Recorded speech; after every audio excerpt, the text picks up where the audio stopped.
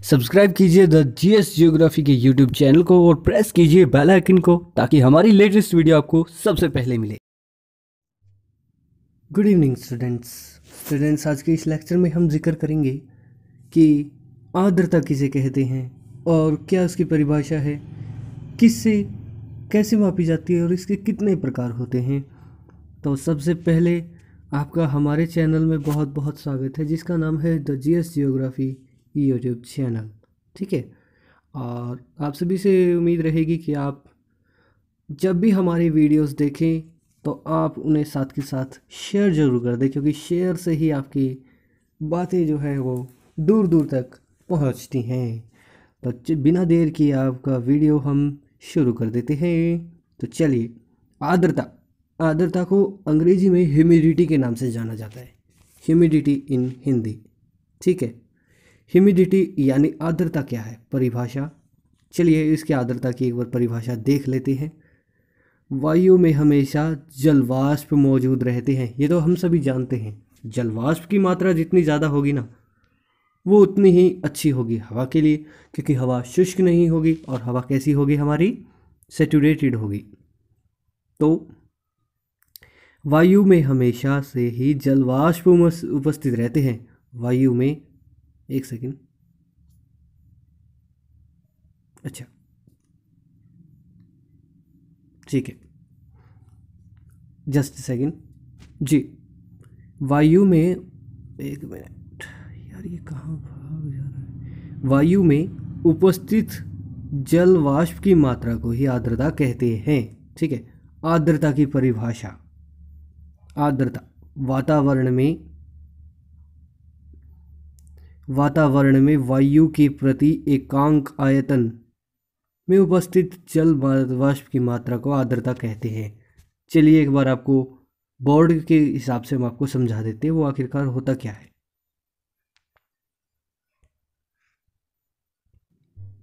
देखिए, उस हिसाब से अगर हम समझें तो ये कोई हमारी वायु राशि होती है।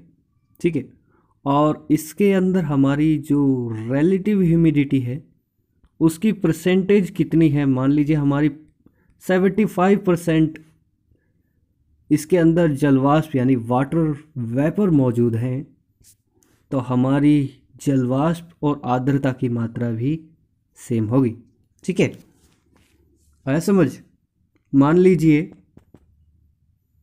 एक सेकेंड, तो चलिए देखिए, हमारे जो वातावरण होता है उसके अंदर धूलकण मौजूद होते हैं, जलवाष्प मौजूद होते हैं, और क्या क्या मौजूद होता है इसके अंदर, गैसें मौजूद होती हैं, ये हम सभी जानते हैं। ठीक है, और इन सभी के मिश्रण से हमारा क्या बना है, वायुमंडल बना है। ठीक है, जब तक ये कण मौजूद नहीं होंगे तो वातावरण का निर्माण नहीं होगा, गैसें नहीं होंगी, जलवाष्प भी नहीं होंगे। देखिए, किसी भी वायु के अंदर अगर जलवाष्प मौजूद नहीं है, ठीक, किसी भी वायु के अंदर अगर हमारे पास ह्यूमिडिटी ही नहीं होगी तो हमारी वायु कैसी होगी, हल्की होगी।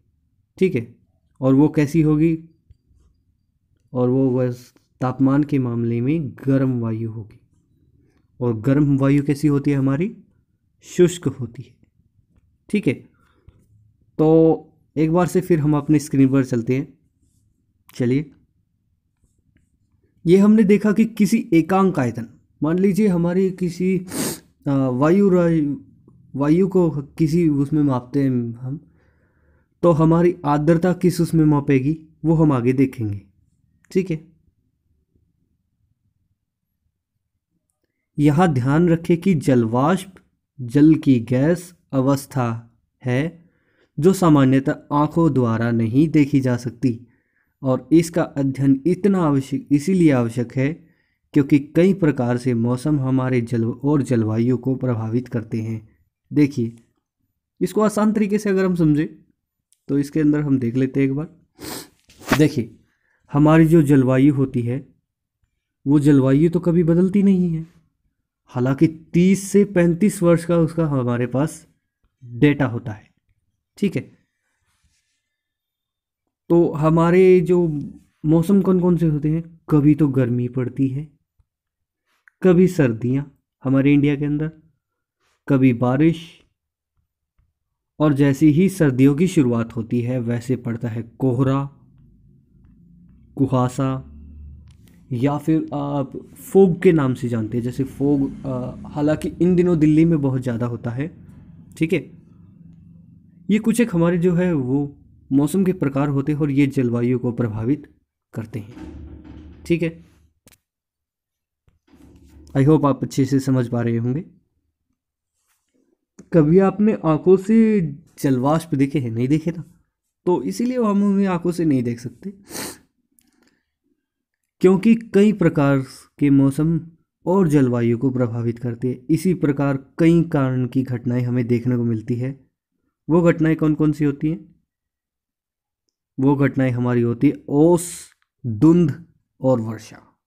देखिए, 3 प्रकार होते हैं जब हम जल की बूंदों को गिरते हुए देखते हैं।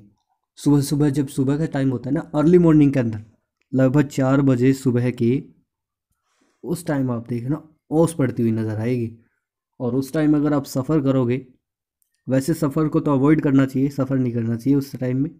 ठीक है, और अब बढ़ते हैं हम अपने अगले कारण की तरफ, यानी आर्द्रता को हम किस किस तरीकों द्वारा ज्ञात करते हैं, आइए देख लेते हैं।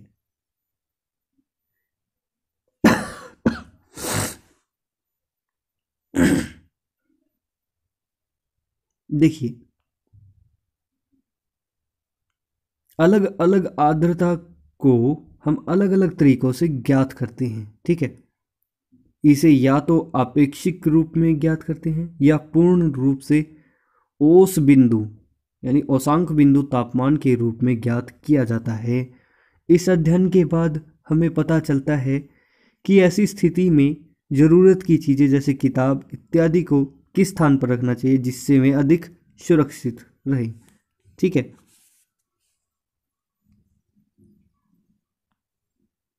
क्योंकि जलवाष्प, एक सेकेंड, सॉरी, क्योंकि जलवाष्प एक अन्य गैस पूर्ण रूप से पारदर्शी होती है।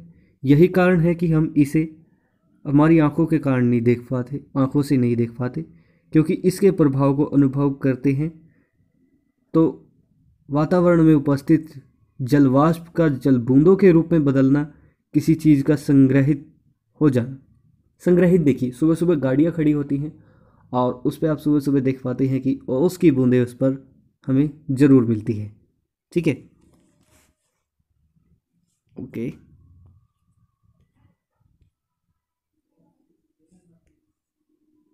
तो हम इसे कंटिन्यू करते हैं जी, हमारे स्पेशल चैप्टर को, जिसका नाम है वे टू एक्सप्रेस ह्यूमिडिटी। और हमारे साथ जुड़ चुके हैं हमारे इस चैनल के जो डायरेक्टर होस्ट हैं, वो जो आपको कराएंगे कि टाइप्स ऑफ ह्यूमिडिटी। तो चलिए अब हम उनको बुला लेते हैं। तो चलिए सर जी, स्टार्ट कीजिए। Thank you so much. और आज हम जानेंगे सबसे पहले हमारी जो ह्यूमिडिटी के टाइप हैं वो हमारे कौन कौन से होते हैं जी। वो हमारे 3 टाइप्स ऑफ ह्यूमिडिटी होते हैं। ठीक है, वो टाइप्स हमारे कौन कौन से हैं? सबसे पहले है विशिष्ट आर्द्रता यानी एब्सोल्यूट ह्यूमिडिटी। ठीक है, पहली जो हमारी क्या है, वो है हमारी एब्सोल्यूट ह्यूमिडिटी।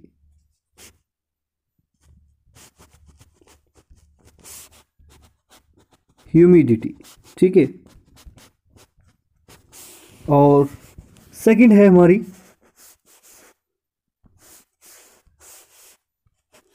उसके बाद हमारी सेकंड है जी स्पेसिफिक ह्यूमिडिटी यानी विशिष्ट आर्द्रता।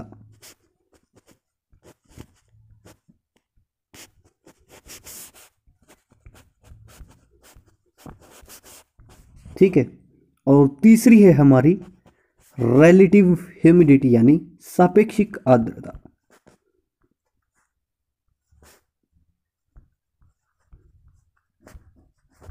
ठीक है, और अब देख लेते हैं जी, पहले वाली जो हमारी जो है एब्सोल्यूट ह्यूमिडिटी है, उसको हम ग्राम मीटर क्यूब एयर में हम इसे मापते हैं। ठीक है।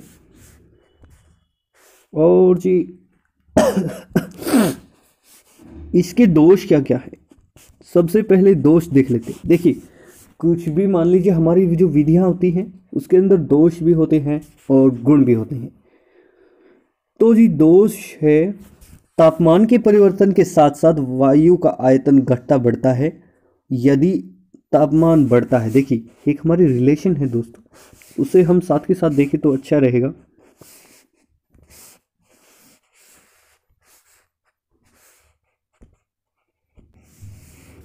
यह हमारी एक रिलेशन है कि जैसे कि हमारा तापमान बढ़ेगा ना, तो वायु के जो एयर का जो हमारा वॉल्यूम है, एयर वॉल्यूम है, या तो वो घटेगी या वो बढ़ेगी।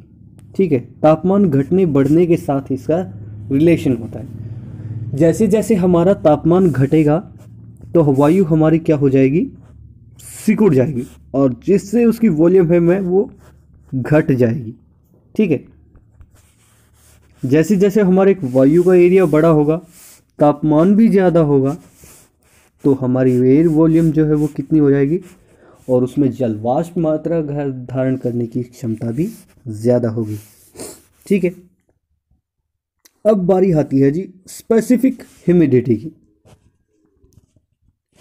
स्पेसिफिक ह्यूमिडिटी को हम किस में मापते हैं, ग्राम किलोग्राम, यानी किलोग्राम क्यूब मीटर। ठीक है।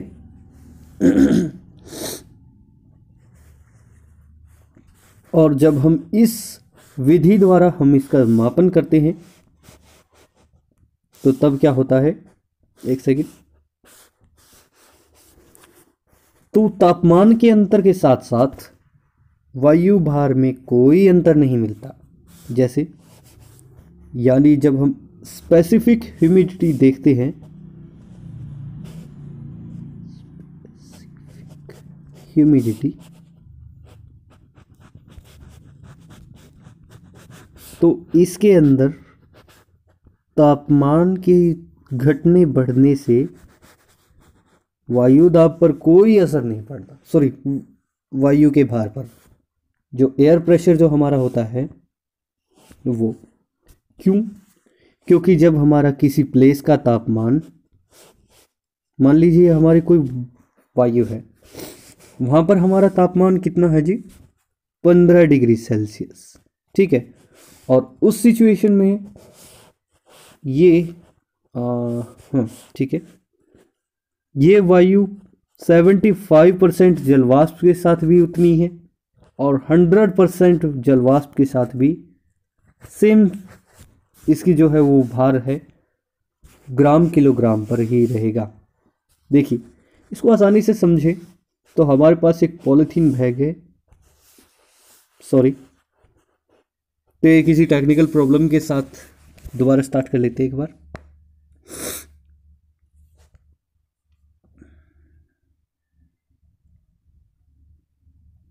तो चलिए, हम कहाँ पर थे। देखिए, हमारे पास एक पॉलीथीन बैग है। ठीक है।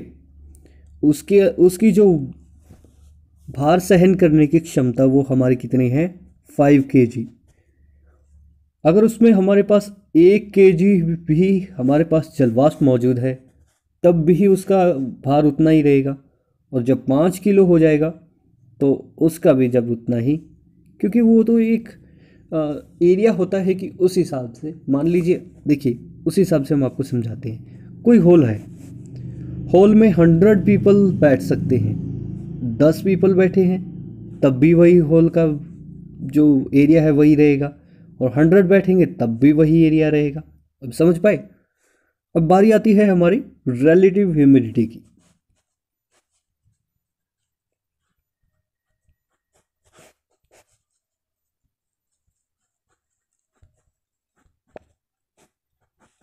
इसको हम देखिए, तापमान बढ़ेगा, वाटर वेपर ऐसे इज इट इज रहेंगे, कैरिंग कैपेसिटी भी बढ़ेगी और रिलेटिव ह्यूमिडिटी भी हमारी बढ़ेगी। ये एक रिलेशन है, ठीक है। तो ये था आज का ये था आज का वीडियो कैसा लगा, वीडियो साथ के साथ शेयर कर दे। मिलेंगे किसी नई वीडियो के साथ, तब तक के लिए हमें इजाज़त दीजिए। जय Hind, thank you so much.